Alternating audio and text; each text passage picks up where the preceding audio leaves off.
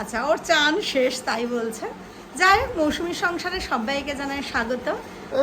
শুভ সকালে অনেক শুভেচ্ছা, অনেক ভালোবাসা। তোমরা সবাই কেমন আছো? আশা করি ভালো আছো। আর আমি আজকে ব্লগ শুরু করছি। আমি রীতিশা।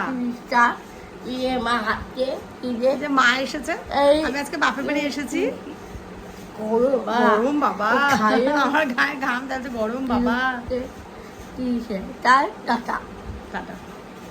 তো আমার মাও এসেছে এই ঘরে, একটু জল খাচ্ছে আর আমি একটু মায়ের সাথে কথা বলে নিচ্ছি।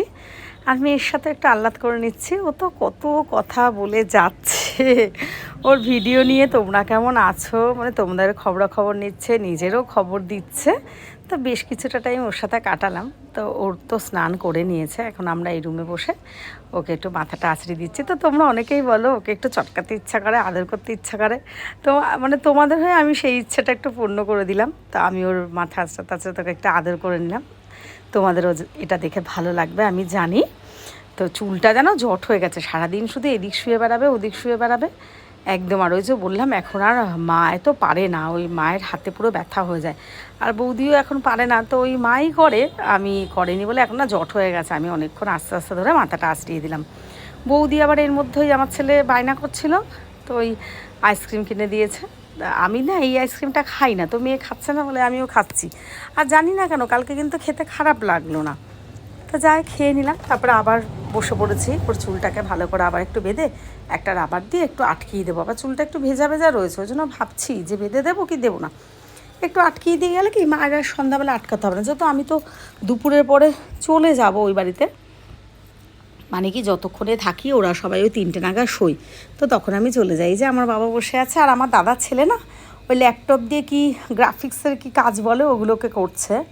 মানে ও তো এটা শিখছে, ও তো প্র্যাকটিস করছে, মানে ওনার স্যার এটা দিয়েছেন, এটাতে অন্যরকম করতে হবে। তো দারুণ একটা মজার ব্যাপার হয়েছে, আমি একটু বুদ্ধি দিয়েছি। এই যে ফুলটা না এক কালার এরকম ছিল, তো আমি বলেছি কি এইটা একটু সাদা দে আর ঠোঁটটা একটু হালকা করে রেড দিতে। তো ও খুব খুশি হয়েছে, ওর কাজটা খুব পছন্দ হয়েছে। তো আমি আবার ওর সাথে আরও মজা করলাম, এবার এরকম বুদ্ধি নিতে তাহলে আমাকে ডাকবি, এইসব ব্যাপার। তো সবাই মিলে অনেকটা টাইম কাটালাম। এরপরে বৌদি খেতে দিয়েছে। দেখুন কত পদে পদে খাবার, মানে বড়া ভাজা, চিংড়ি মাছ, মাছ, আবার মাছের মাথা দিয়ে মুগের ডাল, মানে এক গাদা খাবার। তো মুগ ডালটা আমি খেতে পারিনি, বাদবাকিগুলো সবই উদ্ধার করে নিয়েছি। তো তারপরে এসে গেছি আমরা এই ঘরে একটু আঁকাতে বসেছি। হ্যাঁ, এবার অনেকেই বলবেন ওড়না গায়ে কেন, আসলে এসিটা চলছে, ওর আবার একটু হয়তো ঠান্ডা লেগেছে বা কিছু, বা হয়তো শখও হতে পারে, মা ওড়নাটা গায়ে দিয়ে বসবো। আমি ঠিক আছে। তো আঁকা করেছে, আঁকা করার পরে এখন এই যে বেগুনটা এঁকেছে, আমি ফেসবুকে পোস্ট করেছি।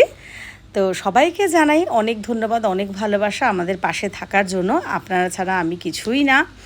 দেখেছেন গাছটায় কত আম, যখন বাড়ি ফিরছিলাম তখন এইটা একটু তুলে নিলাম। তো আজকের ভিডিওটা আমি এবার শেষ করে দেব।